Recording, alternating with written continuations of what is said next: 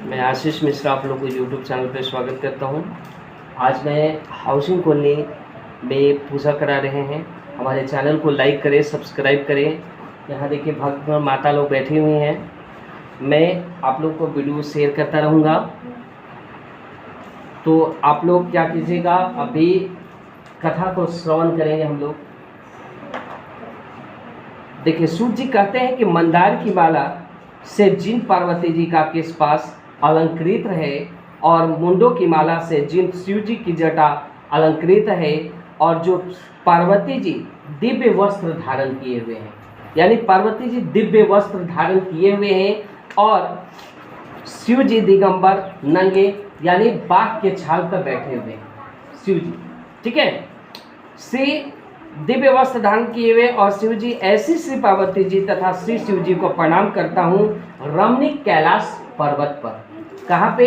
रमणीक कैलाश पर्वत है, वहाँ पे बैठे हुए हैं। और बैठी हुई ऐसी पार्वती जी कहती हैं कि हे महेश्वर, हमें कोई गुप्त व्रत या पूजन बताइए जो सब धर्मों से सरल हो, यानी सब धर्मों से अलग हो, आसान हो।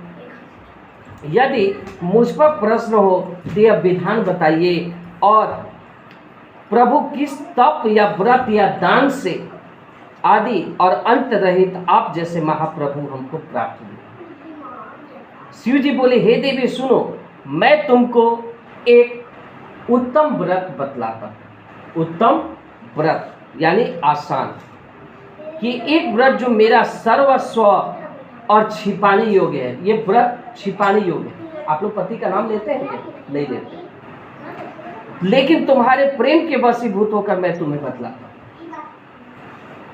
शिव जी ने कहा कि भारतवर्ष में जैसे नक्षत्रों में चंद्रमा, ग्रहों में सूर्य और वर्णों में ब्राह्मण देवता में विष्णु और भगवान, नदियों में गंगा, पुराणों में महाभारत, वेदों में सामवेद और इंद्रियों में मन श्रेष्ठ। मन एक जगह स्थिर नहीं रहता। एकाग्र मन से सुनो, मैं सर्व से जिस तरह कहा गया है कि साम्य इंद्रियों में मन श्रेष्ठ है, सब पुराणों और वेदों का सर्वश्रेष्ठ जिस तरह कहा गया है, मैं तुम्हें एक प्राचीन व्रत बतलाता हूं। प्राचीन का मतलब बहुत पुराना। ठीक है, एकाग्र मन से सुनो, जिस व्रत के प्रभाव से तुमने मेरा आधा आसन प्राप्त किया है, वह मैं तुमको बतलाऊंगा। उसका अनुष्ठान मात्र करने से स्त्रियां सब पापों से क्या हो जाती हैं? छूट जाती हैं, मुक्त हो जाते हैं। हे देवी, तुमने आज से बहुत दिनों पहले हिमालय पर्वत पर इस व्रत को किया था। यानी बहुत साल पहले क्या पार्वती जी हिमालय पर्वत पर किए थे इस व्रत को। पूछा कि हे नाथ, मैंने यह व्रत किया था। अब पार्वती जी बोलती हैं कि हे नाथ, मैं यह व्रत क्यों किया था, यह सब आपके मुख से सुनना चाहती हूँ। मैं आपके मुख से सुनना चाहती हूँ। उत्तर की ओर एक बड़ा रमणीक और पर्वतों के श्रेष्ठ हिमवान नामक पर्वत है। हिमवान पर्वत का नाम है। उसके आसपास तरह तरह की भूमियां हैं, तरह तरह के वृक्ष उस पर लगे हुए हैं और नाना प्रकार के पक्षी और अनेक प्रकार के पशु उस पर निवास करते हैं। वहां पहुंचकर गंधर्वों के साथ बहुत से देवता, सिद्ध, चारण, पक्षीगण सर्वदा प्रसन्न मन से विचरते हैं, यानी वहां रहते हैं। वहां पहुंचकर गंधर्व गाते हैं, अप्सराएं नाचती हैं, और उस पर्वतराज के कितने ही शिखर ऐसे हैं जिनमें स्फटिक, रत्न और वैदर्णमणि आदि की खानें भरी हुई हैं। यह पर्वत ऊंचा तो इतना अधिक है कि मित्र की घर की तरह समझकर आकाश का स्पर्श किए रहता है। मतलब पर्वत इतना ऊंचा है कि जैसे लगता है कि हम अपने दोस्त के घर में हैं, और सदा सुनाई देती गंगा जल की ध्वनि सदा सुनाई देती रहती है। हे पार्वती, तुमने बाल्यकाल में उसी पर्वत पर तपस्या की थी। बाल्यकाल मतलब जब छोटा थी पार्वती जी, तो उसी का पर्वत पर तपस्या की थी शिव जी को पाने के लिए। और 12 वर्षों तक तुम उल्टी टंग कर केवल धुआं पी कर रही। क्या पी कर रही? धुआं। और 64 वर्षों तक सूखे पत्ते खाकर, 64 वर्ष सूखा पत्ता, भोजन नहीं मिला, सूखा पत्ता खाकर रही, क्योंकि शंकर भगवान को पाना था पति स्वरूप। और माघ मास में तुम जल में बैठी रहती थी और बैसाख की दोपहरिया में पंचाग्नि तापती थी। सावन महीने में जल बरसता तो तुम भूखी प्यासी रहकर मैदान में बैठी रहती, और तुम्हारे पिता इस तरह के कष्ट को सहन नहीं कर सके। देख कर बड़े दुखी हुए, वे चिंता में पड़ गए कि मैं अपनी कन्या किसको दूं। उसी समय नारद जी वहां आ पहुंचे, और मुनि श्रेष्ठ नारद जी उस समय तुम्हें देखने के लिए गए थे। नारद जी को देखकर गिरि ने अर्धपाद आसन आदि देकर उनकी पूजा की और कहा कि हे स्वामी, आप किस लिए आए हैं? मेरा अहोभाग्य है कि आपका आगमन मेरे लिए अच्छा है। नारद जी ने कहा कि हे पर्वतराज, सुनो, मैं भगवान विष्णु का भेजा हुआ आपके पास आया। हमको कोई नहीं भेजा है, भगवान विष्णु भेजे हैं। आपको चाहिए कि यह योग्य कन्या रत्न किसी योग्य वर को दें, और भगवान विष्णु के समान योग्य वर ब्रह्मा, इंद्र और शिव, इनमें से कोई नहीं है। इसलिए मैं यही कहूँगा कि आप अपनी कन्या भगवान विष्णु को ही दे दें। हिमवान ने कहा कि भगवान विष्णु स्वयं मेरी कन्या ले रहे हैं। हमें तो विश्वास नहीं हो रहा है कि हमारी कन्या, हमारी लड़की को खुद ले रहे हैं भगवान विष्णु, और आप यह संदेश लेकर आए हैं, और मैं तो उन्हें अपनी कन्या दूंगा। हिमवान की इतनी बात सुनकर मुनिराज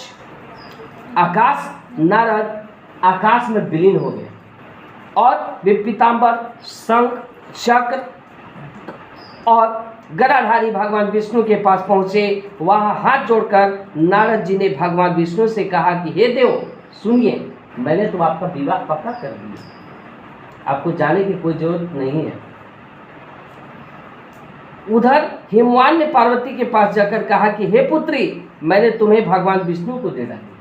ये तो चाह रही थी शंकर भगवान को, और इनके पिताजी जाते हैं और बोलते हैं कि हे पुत्री, मैं तुम्हें विष्णु भगवान को दे डाला।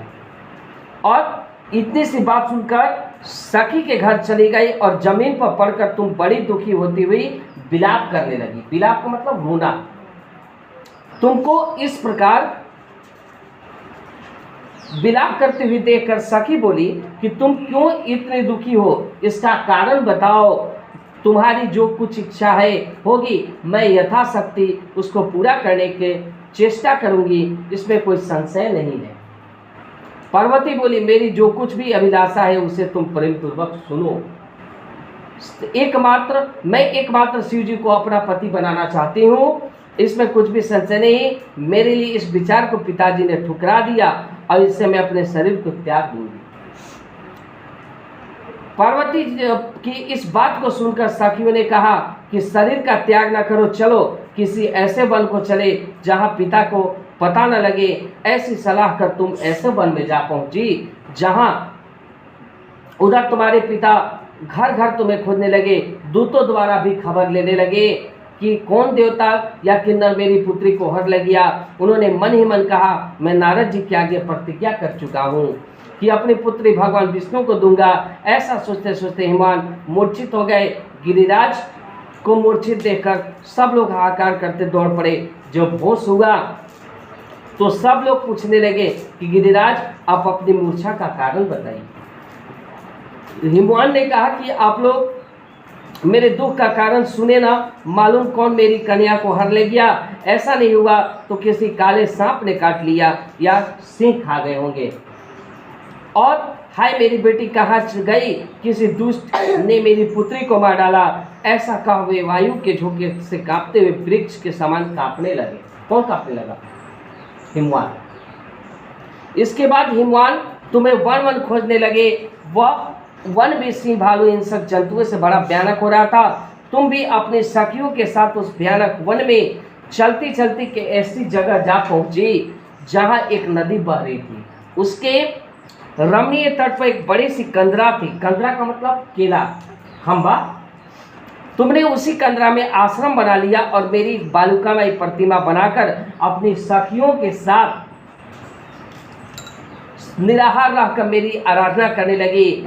जब भाद्रपद शुक्ल पक्ष की हस्तयुक्त तृतीया तिथि प्राप्त हुई तो तुमने मेरा विधिवत पूजन किया और रात भर जाकर गीत वादन से मुझे प्रसन्न करने में बिताया। उस व्रतराज के प्रभाव से मेरा आसन डगमगा उठा था, जिस पर शिव जी निवास करते हैं। उस आसन जब तपस्या करने लगी पार्वती जी तो उनका आसन क्या हुआ, डगमगा गया।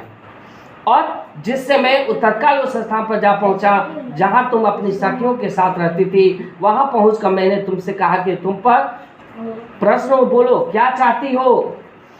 तो तुमने कहा, मेरे देवता, मेरे स्वामी, मेरे प्राणनाथ, यदि आप मेरे ऊपर प्रश्न हो तो मेरे पति बने।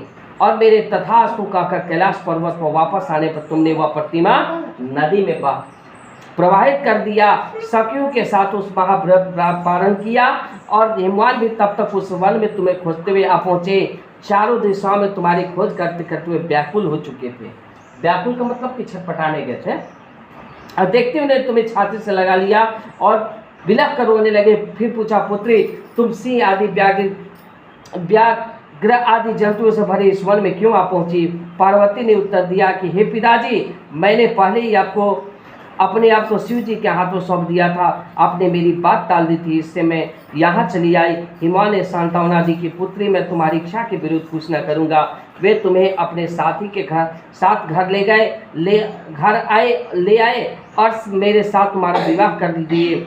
इसी से तुमने मेरा अर्धासन पाया। तब से आज तक किसी के सामने मुझे यह प्रकट करने का अवसर नहीं प्राप्त हुआ। देवी, यह मैं बताता हूँ कि इस व्रत का हरितालिका नाम क्यों पड़ा, क्योंकि पार्वती जी के सखी ले गई थी हर कर, इसलिए हरितालिका नाम पड़ा।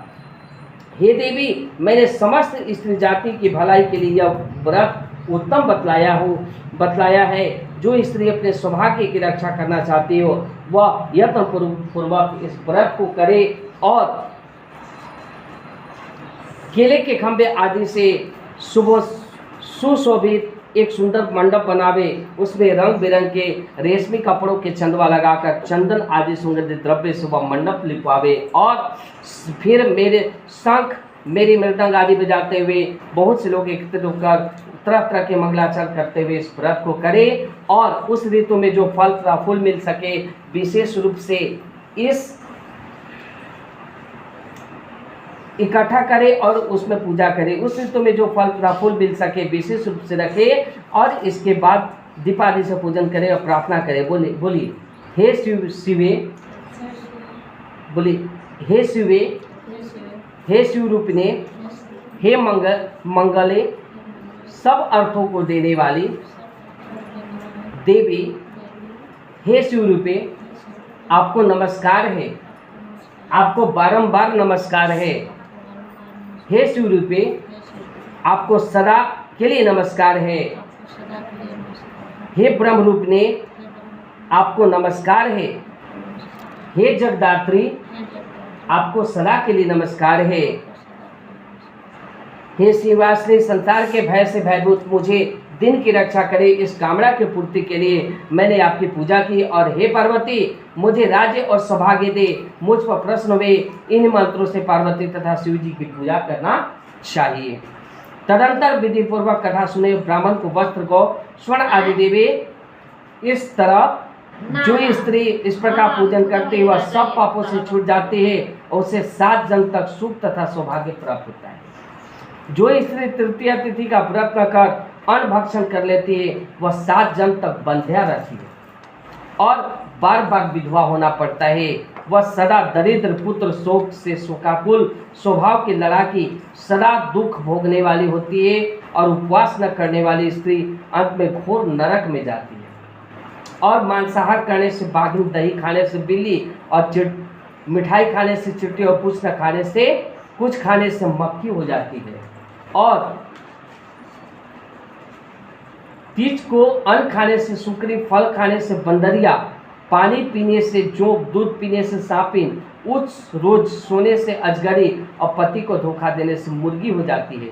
इसलिए सभी स्त्रियां व्रत अवश्य करें। दूसरे से स्वर्ण आदि तांबा अथवा बांस के पात्र में अन्न भरकर ब्राह्मण को दान दे और पारण करे। जो स्त्री इस प्रकार व्रत करती है वह मेरे समान पति पाती है, और जब वो मरने लगती है तो तुम्हारे समान उसका रूप हो जाता है, यानी पार्वती जी के समान। और कथा मात्र सुनने से प्राणी को 1000 अश्वमेध सैकड़ों वाजपेयी करने का फल प्राप्त होता है। प्रेम से बोलिए शंकर भगवान की जय, गणेश भगवान की जय, लक्ष्मी माता की जय। आरती किसमें करना है? आरती के लिए यही वाला ठीक रहेगा।